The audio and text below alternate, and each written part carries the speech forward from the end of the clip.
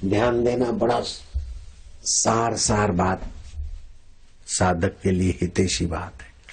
अभ्यास से कभी ऊब जाएंगे, कभी माला किया कभी नहीं किया, ये आरंभिक है। अभ्यास करते करते फिर माला किए बिना, जब ध्यान किए बिना अच्छा न लगे, नहीं चाहते हुए भी करें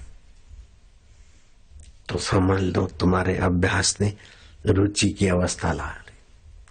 और रुचि बढ़ते बढ़ते बढ़ते बढ़ते फिर रति में रस आएगा,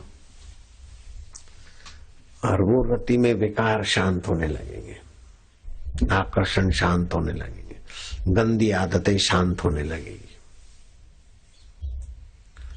अभ्यास, रुचि, रति, आ जाएगी परमात्मा विश्रांति।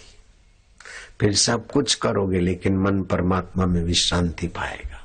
उठत बैठत ओई उठाने, कहत कबीर हम उसी ठिकाने।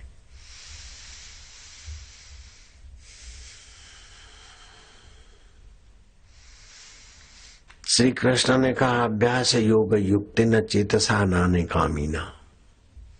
अन्य अन्य से व्यवहार करो लेकिन फिर व्यवहार के पहले गहराई में मेरा चैतन्य नारायण, व्यवहार के बाद में मेरा चैतन्य नारायण है। व्यवहार तो आदि भौतिक हुआ लेकिन आपने उसका आध्यात्मिककरण कर लिया।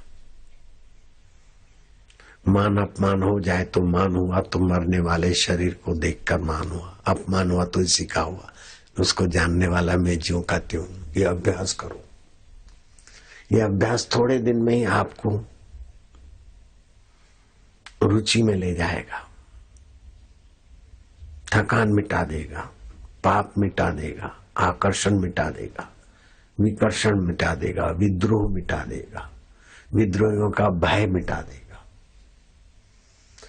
केवल अभ्यास रुचि का रूप लेते ही आप स्वनिर्भर हो जाएंगे, पैसे पर निर्भर नहीं रहेंगे, किसी साहब सेठ साहूकार पर निर्भर नहीं रहेंगे, किसी देवी देवता की कृपा पर भी निर्भर नहीं रहेंगे। आत्मपदे स्वतंत्र करता स्यात्, लघु इसमें आता है संस्कृत पढ़ाई में। आप आत्मा की तरफ बढ़ेंगे और आपका आत्मा परम स्वतंत्र है, परम सुख रूप है, परम ज्ञान रूप है, परम सामर्थ्य से संपन्न है।